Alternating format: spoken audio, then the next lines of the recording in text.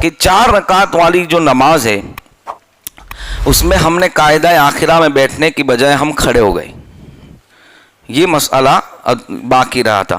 اب اس کے حوالے سے کیا فرماتے ہیں، دیکھو بہت غور سے سنے گا۔ آپ نے 4 رکعت کی نیت سے نماز شروع کی، اب آپ جو ہے قاعدہ آخرہ میں بیٹھنا بھول گئے اور 5ویں رکعت کے لیے کھڑے ہو گئے۔ جب تک آپ نے 5ویں رکعت کا سجدہ رکوع نہیں کیا، کھڑے ہوئے الحمد شریف پڑھ لی، سب پڑھیا، رکوع میں بھی چلے گئے، پھر یاد آیا کہ یار مجھے تو 4 پڑھنی ہے اور میں تو 5ویں رکعت میں آ گیا، تو اب حکم یہ ہے کہ بیٹھ جائے، قاعدے میں لوٹائے۔ کب تک وقت ہے آپ کے پاس؟ جب تک 5ویں رکعت کا سجدہ نہیں کیا اس وقت تک ہمارے پاس وقت ہے کہ ہم لوٹ سکتے ہیں۔ لوٹ جائیں اور فرماتے ہیں لوٹ جائیں، التحیات پڑھ کے سجدہ سہو کریں، تشہد پڑھیں، سلام پھیر دیں، آپ کی نماز ہو جائے گی۔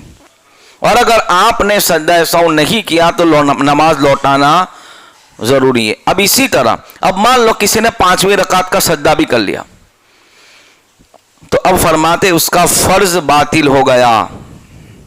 اس کا فرض کیا ہوگا؟ اب اس کو دوبارہ نماز یعنی 4 رکعت فرض نماز دوبارہ پڑھنی۔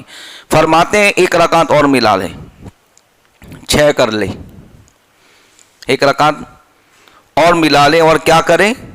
6 کر لے۔ یہ 2 اس کی نفل ہے، فرض باطل ہوا، اب وہ نماز جو 4 رکعت فرض ہے اس کو دوبارہ پڑھی۔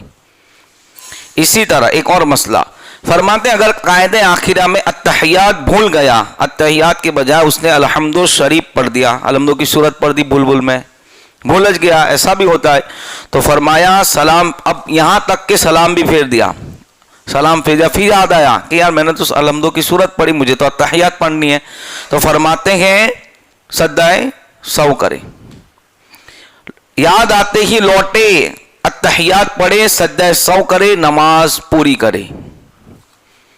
اس لیے کہ وہاں قاعدہ میں التحیات کے علاوہ ہمیں کچھ پڑھنا نہیں ہے۔ تو اگر کبھی ایسا ہوتا ہے کہ ہم نے پڑھ دیا تو کیا کرے؟ لوٹ آئے، التحیات پڑھے کر سجدہ سہو کرے، نماز کو پوری کرے۔ اور جس وقت ہم سجدہ سہو کریں گے یاد رکھیے گا، اس کے بعد جب دوبارہ ہم بیٹھیں گے تب بھی التحیات پڑھنا ہے ہمیں، التحیات چھوڑنا یعنی یہ ہے کہ جتنے بھی قاعدے کرنے پڑے ہر قاعدے میں التحیات پڑھنا یہ واجب ہے۔ اللہ ہم سب کو عمل کی توفیق عطا فرمائے۔ السلام علیکم ورحمۃ اللہ وبرکاتہ۔